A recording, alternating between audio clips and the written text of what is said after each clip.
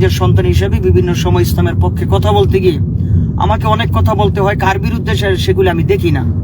অনেক সময় অনেক কথা বলতে গিয়ে আমাদের নারায়ণগঞ্জ সিটি কর্পোরেশন মেয়রের বিরুদ্ধে গিয়ে থাকে, কারণ তিনি ইতিমধ্যে দেখেছেন বহুরূপী মানুষ। তিনি কখনো কখনো সিঁদুর লাগান, কখনো কখনো সেজদা দেন মাজারে, আবার কখনো কখনো পাক পাঞ্জাতনের কথা বলে মানুষকে বিভ্রান্ত করেন, আবার কখনো কখনো বলেন তিনি মানব ধর্মে বিশ্বাসী, আবার তিনি কখনো কখনো বলেন জয় বাংলা বলতে বলতে তার যেন মৃত্যু হয়। এগুলি আপনারা সোশ্যাল মিডিয়াতে দেখেছেন। এগুলির শুধু প্রতিবাদ আমি করি, ওনার সাথে ব্যক্তিগত কোনো ঝামেলা আমার নেই। তো সেদিন আমি চ্যালেঞ্জ করে বলতে পারি, সেদিন মিডিয়ার যুগ, আমি ছিলাম সেদিন সুনামগঞ্জে মাহফিলে, তিনটি প্রোগ্রাম ছিল। পরের দিন আমি ঢাকায় এসে আপনার লঞ্চ যোগে আমি এই ভোলার উদ্দেশ্যে রওনা করি। পরের দিন 11 তারিখে আমি নারায়ণগঞ্জে ছিলাম না সেদিন। তো আমার নামে এভাবে মিথ্যা মামলা, এটা কি? আই এম ডোন্ট কেয়ার, আমি এগুলি কেয়ার করি না। নারায়ণগঞ্জে যে পতিতালয় ছিল, এই পতিতালয় উচ্ছেদ হয়েছে, কিন্তু মিনি পতিতালয় হিসেবে সেই পার্কে মানুষ উল্লেখ করে। ছোট ছোট ছেলে মেয়েদের চরিত্র নষ্ট হচ্ছে সেখানে ঘোরাঘুরির কথা বলে অশ্লীল দৃশ্য সেখানে দেখা যায়। কোনো ভদ্র ফ্যামিলির মানুষ ওই পার্কে ঢুকতে পারে না। এটা পার্কের বদনাম হচ্ছে, সরকারের বদনাম হচ্ছে, এবং এই নামের বদনাম হচ্ছে। আমি সকলকে অনুরোধ জানাবো, আপনারা নারায়ণগঞ্জবাসী যারা আছেন, এই পার্কের ভিতরে কি হচ্ছে, পার্কের ভিতরে কি অনৈতিক কাজ হচ্ছে, আপনারা নিজের চোখে দেখুন।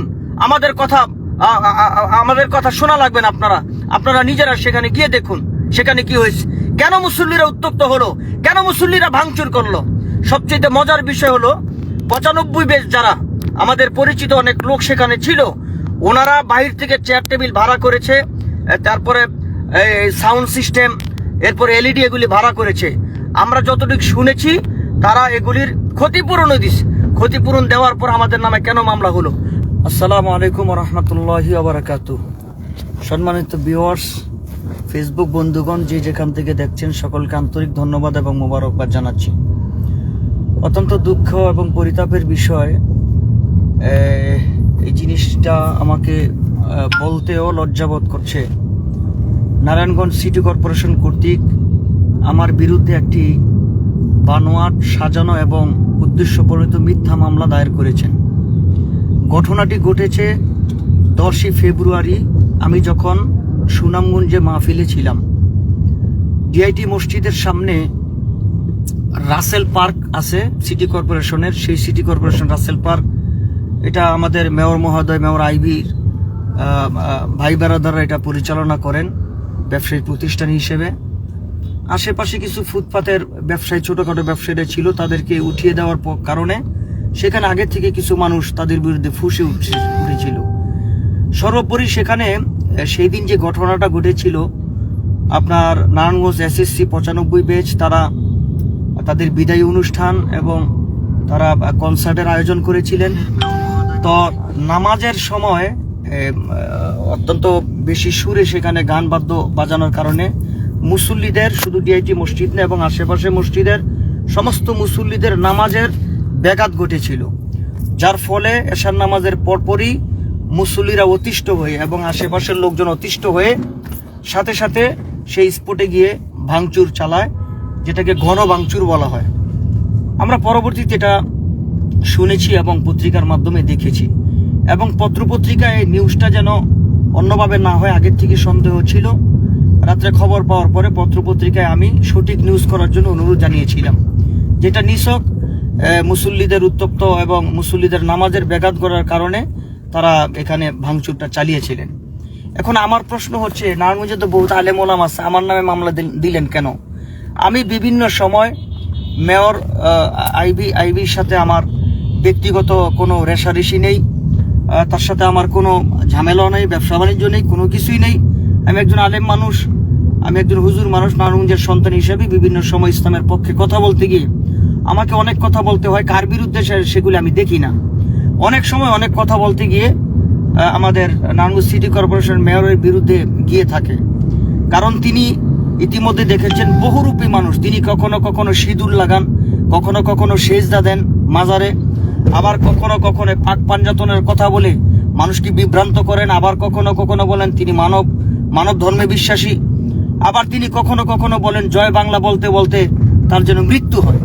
এগুলি আপনারা সোশ্যাল মিডিয়াতে দেখেছেন। এগুলির শুধু প্রতিবাদ আমি করি, ওনার সাথে ব্যক্তিগত কোনো ঝামেলা আমার নেই। তো সেদিন আমি চ্যালেঞ্জ করে বলতে পারি, সেদিন মিডিয়ার যুগ, আমি ছিলাম সেদিন সুনামগঞ্জে মাহফিলে 3টি প্রোগ্রাম ছিল। পরের দিন আমি ঢাকায় এসে আপনার লঞ্চ যোগে আমি এই ভোলার উদ্দেশ্যে রওনা করি। পরের দিন 11 তারিখে আমি নারায়ণগঞ্জে ছিলাম না সেদিন। তো আমার নামে এভাবে মিথ্যা মামলা, এটা কি? আই এম ডোন্ট কেয়ার, আমি এগুলি কেয়ার করি না।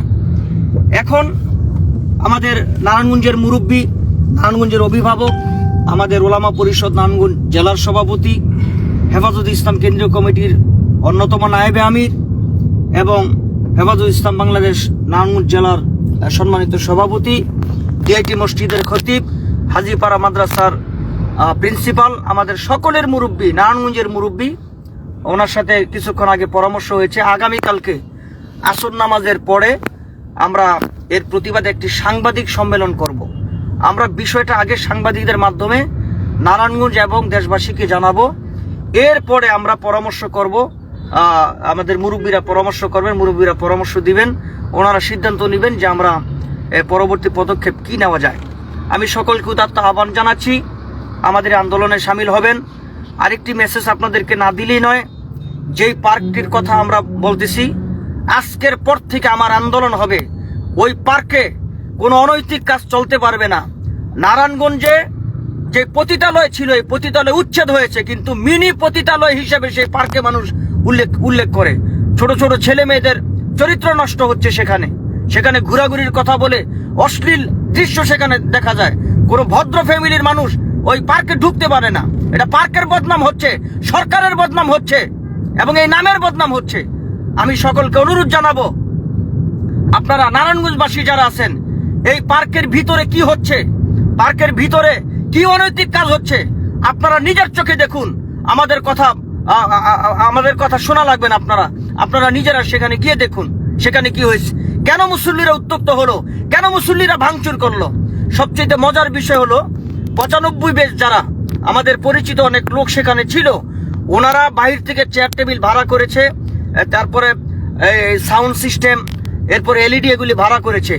আমরা যতটুকু শুনেছি তারা এগুলির ক্ষতিপূরণও দিচ্ছে। ক্ষতিপূরণ দেওয়ার পর আমাদের নামে কেন মামলা হলো? সম্পূর্ণ উদ্দেশ্য প্রণোদিত মামলা, হেয় প্রতিপন্ন করার জন্য এই মামলা, ভিত্তিহীন ভুয়া, যেই মামলার কোনো ভিত্তি নাই। এই ভিত্তিহীন মামলার তীব্র নিন্দা এবং প্রতিবাদ জানাচ্ছি। দেখা হবে রাজপথে, কথা হবে রাজপথে। এগুলি আমরা গণি না, এই মেয়রটার গণার সময় আমাদের নাই। আমরা আন্দোলন করি রাজপথে, যেই হোক তার বিরুদ্ধে আমরা গর্জে উঠবো ইনশাল্লাহ। এই আন্দোলনে সামিল হওয়ার জন্য আমি সকলকে উদাত্ত আহ্বান জানাচ্ছি। আসসালামু আলাইকুম ওয়া রাহমাতুল্লাহ।